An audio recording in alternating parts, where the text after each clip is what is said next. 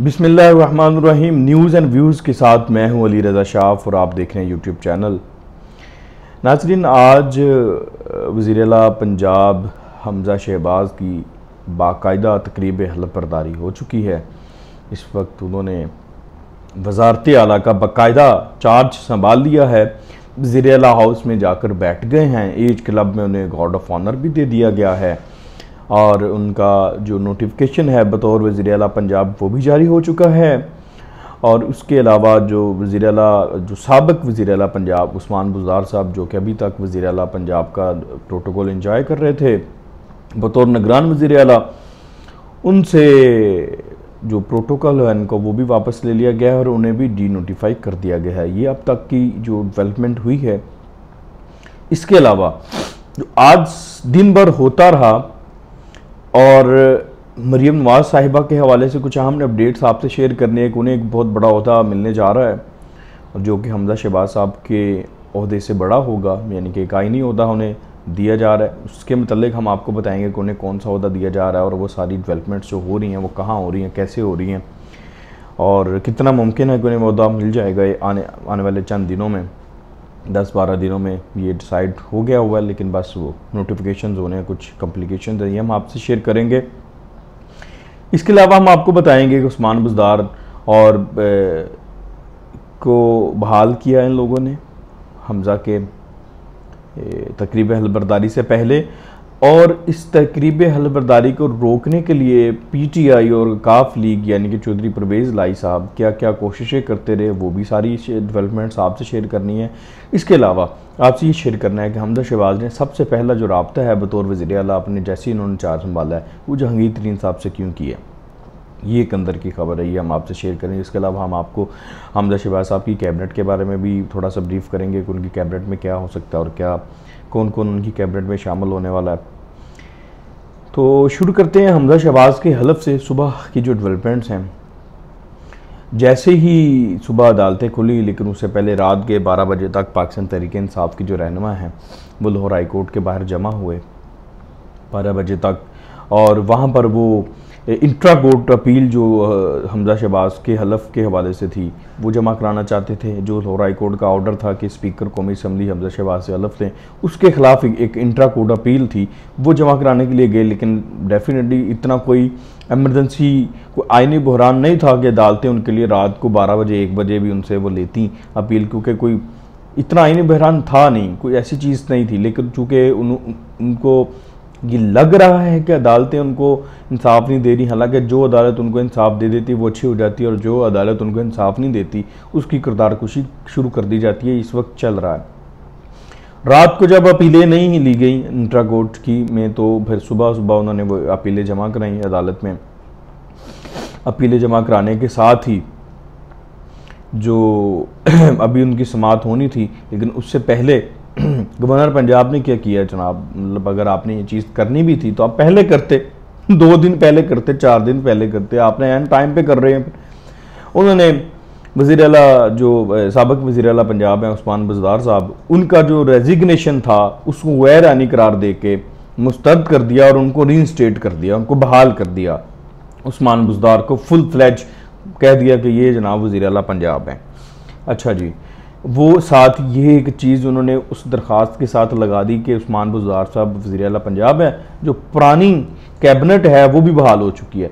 Meanwhile दूसरी तरफ उस्मान बुज़दार ने पंजाब कबीना का इजलास बुला लिया, जो उसकी पुरानी कबीना थी, उस इजलास को बुलाया और वो अपना पंजाब असम्बली में इजलास बुला के बैठ गए। दूसरी तरफ से जो महकमा है SNGAD, जो DMG ग्रुप पर इन सब चीज़ों को देखता है, जो सारे नोटिफिकेशंस को देखता है, जो हमजा जिसने वज़ीर आला पंजाब का भी नोटिफिकेशन जारी करना होता है, आप उसको कह सकते हैं कि पंजाब की इस्टेब्लिशमेंट डिवीज़न, इस तरह से आप उसको कंसीडर कर सकते हैं। कैसा SNGAD ने कहा जी हमें तो कोई नोटिफिकेशन ही नहीं मिला, हमें तुम्हारे पास तो समरी नहीं आई किसी की बहाली की, कि कबीना बहाल हो चुकी है। यानी उन्होंने बता दिया कि ये जो वज़ीर आला पंजाब, साबिक़ वज़ीर आला पंजाब उस्मान बुज़दार की सदारत में इजलास कैबिनेट का उन्होंने खुद साख्ता बुलाया है, वो गैर आईनी, उसकी कोई हैसियत ही नहीं है।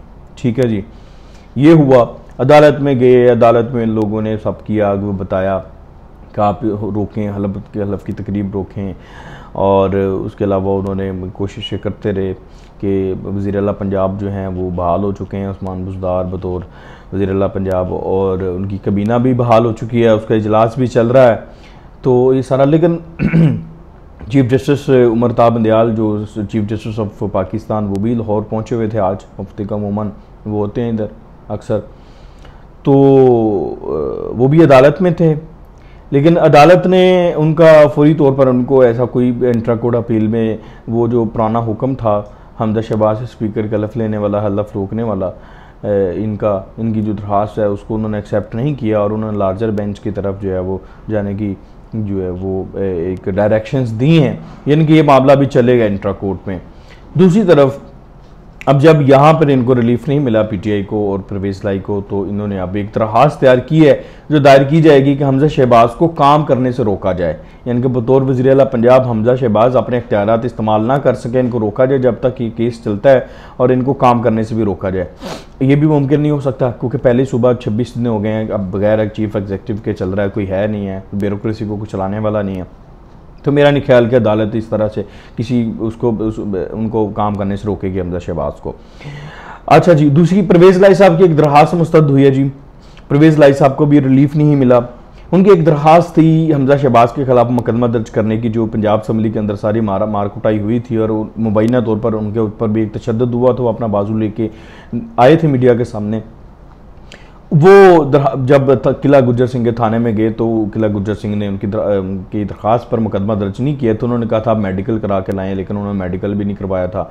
वो चाह रहे थे कि बगैर मेडिकल के कोई मुकदमा दर्ज हो जाए, लेकिन जब वहाँ पे मुकदमा दर्ज नहीं हुआ तो वो सेशन कोर्ट में गए। सेशन कोर्ट ने उनकी दरख्वास्त पर फैसला महफूज किया था, जो कि आज सुना दिया है। सेशन कोर्ट ने उनकी दरख्वास्त मुस्तरद कर दी है हमजा शहबाज के खिलाफ मुकदमा दर्ज करने की। अच्छा जी, उसके अलावा गवर्नर पंजाब ने सदर को एक ख़त लिखा है। ख़त में कहा जी मेरे से पूछे बगैर गवर्नर हाउस में सिक्योरिटी वाले आए हैं, सिक्योरिटी गार्ड्स आए हैं, उन्होंने उनको तशबीह दिया गुंडों के साथ कि जी गुंडे घुस आए हैं, मेरी की चलने नहीं दी। मतलब सारे इस तरह के हथकंडे इस्तेमाल करने की कोशिश की गई है। ये माहौल कुछ इस तरह का ही बनाने की ये भी कर रहे हैं कि कोई गवर्नर राज वगैरह लग जाए। लेकिन चूंकि नून लीग ने तसादुम का या बाकी जो इस वक्त गवर्नमेंट में लोग हैं उन्होंने तसादुम का राह अख्तियार नहीं किया, तो इसलिए इनको गवर्नर राज का जो ग्राउंड है वो नहीं मिली। वैसे गवर्नर राज की मुकम्मल ग्राउंड बनाने की कोशिश करते आ रहे हैं और अब भी कोशिश की जा रही है कि किसी न किसी तरह से 10-12 दिन गवर्नर के रह के हैं वो गवर्नर राज लगा दें या कुछ इस तरह का मामला करवा दें।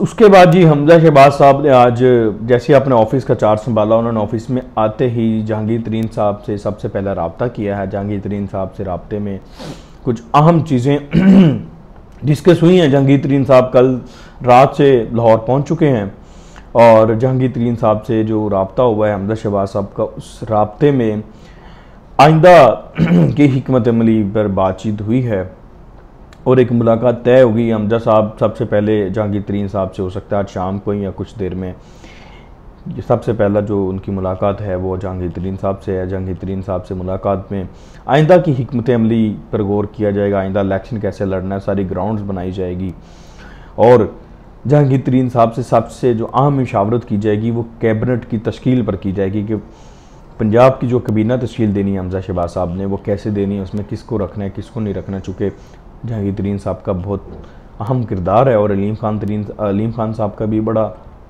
अहम किरदार है, तो वो ये चाहते हैं कि इन दोनों से मशावरत के बाद जो कैबिनेट वो तश्कील दी जाए।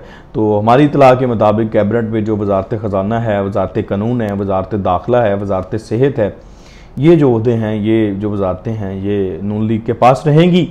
स्पीकर का ओहदा हो सकता है कि तरीन ग्रुप या अलीम खान ग्रुप को दे दिया जाए बाहमी मशावरत के बाद। बाकी पीपल्स पार्टी की को वजारतें मिलेंगी, बाकी जो एक आधादी हैं उनको भी कुछ ना कुछ दिया जाएगा, कोई वजारतें मिलेंगी। अच्छा जी, इसके बाद जो बड़ी अहम खबर आपसे मैंने शेयर करनी है वो खबर ये है कि मरीम नवाज़ साहिबा को एक बड़ा आइनी ओहदा देने की जो है वो इतलात हैं हमारे पास, और वो आइनी ओहदा है गवर्नर पंजाब का। जी हाँ, मरीम नवाज़ साहिबा को गवर्नर पंजाब बनाए जाने का इम्कान है। मेरे पास जो खबर है वो 95% कन्फर्म है। 5% थोड़ा सी कमी पेशी अगर हो जाए, ऐन वक्त पे आकर कोई ये खबर में तब्दीली आ जाए या कोई प्लान चेंज हो जाए या कोई नया प्लान आ जाए तो वो एक अलग चीज़ है, लेकिन अभी तक जो मरीम नवाज साहब का मेरे पास नाम है, उनको गवर्नर पंजाब बनाया जा रहा है। और ये सारी मामला तय पाए हैं जब बिलावल साहब लंदन गए हैं, वहाँ पर भी मुशावरत हुई है मियाँ नवाज शरीफ साहब से। ये पीपी ने कहा था कि आप गवर्नर पंजाब, क्योंकि पहले गवर्नर पंजाब का जो अहदा था वो पीपल्स पार्टी को दिए जाने की इतला थी, लेकिन पीपी ने ये ऑफ़र किया है कुछ मामला में, चेयरमैन सेनेट वगैरह के मामले में, कि चेयरमैन सेनेट का अहदा हमें दे दें। या साग डार साहब को भी का भी नाम था चेयरमैन सेनेट के लिए। तो अब देखते हैं कि मरीम नवाज साहिबा 10-12 दिन बाद जब गवर्नर बनती हैं पंजाब की, तो फिर मामलात कितने स्मूथली चलते हैं, क्योंकि नीचे हमजा शहबाज साहब वज़ीर आला होंगे, ऊपर मरीम नवाज साहिबा जो गवर्नर पंजाब होंगी, तो नून और शीन दो एक साथ मिलकर काम करेंगी। तो शेख रशीद साहब का भी मुंह देखने वाला होगा कि वो अब वहाँ पर क्या कहते हैं कि नून और शीन दो साथ बैठ के मिलकर काम कर रहे हैं, पूरा सूबा चला रहे हैं। ठीक है जी। तो अब तक की यही हमारे पास कुछ एनालिसिस थे, कुछ खबरें थीं। बाकी मज़ीद खबरों के साथ हाज़िर होंगे, तब तक के लिए इजाज़त दीजिए। अल्लाह हाफिज़।